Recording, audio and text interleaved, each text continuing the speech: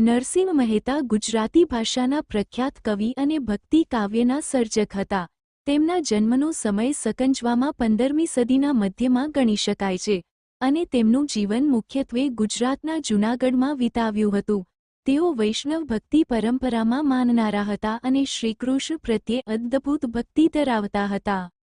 નરસિંહ મહેતા તેમના કાવ્યમાં ભક્તિ, પ્રેમ અને કરુણા જેવી ભાવનાઓને અદ્ભુત રીતે વ્યક્ત કરતા હતા. તેમની રચનાઓમાં શ્રીકૃષ્ણના ગુણગાન, તેમના જન્મ, બાળલીલાઓ અને રાસક્રીડાનું સુંદર વર્ણન જોવા મળે છે. તેમણે મારા ગિરિધર ગોપાલ, દૂસરોના કોઈ જેવા ભજનો અને કૃષ્ણની ભક્તિથી ભરપૂર ગીતો લખ્યા છે, જે આજે પણ ગવાય છે અને ભક્તજનોમાં અત્યંત લોકપ્રિય છે.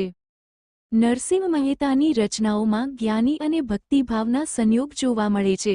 વૈષ્ણવજન તો તેને કહીએ એમનું સૌથી પ્રસિદ્ધ ભજન છે, જેમાં સાચા વૈષ્ણવના લક્ષણો આપેલા છે, જે પરપ્રેમી હોય, દુઃખમાં અન્યનો સહારો આપે અને પ્રેમ અને કરુણા જેવા ગુણોથી ભરેલો હોય. આ ભજન મહાત્મા ગાંધીના મનને પણ સ્પર્શ કરી ગયું હતું અને તે તેમના આદરણીય ભજનોમાંનું એક બન્યું. નરસિંહ મહેતાના ભજનોના સંદેશા આજે પણ પ્રસ્તુત છે અને તેઓએ ગુજરાતી સાહિત્ય અને ભક્તિ કાવ્ય પર રામાં અમર સ્થાન મેળવી છે.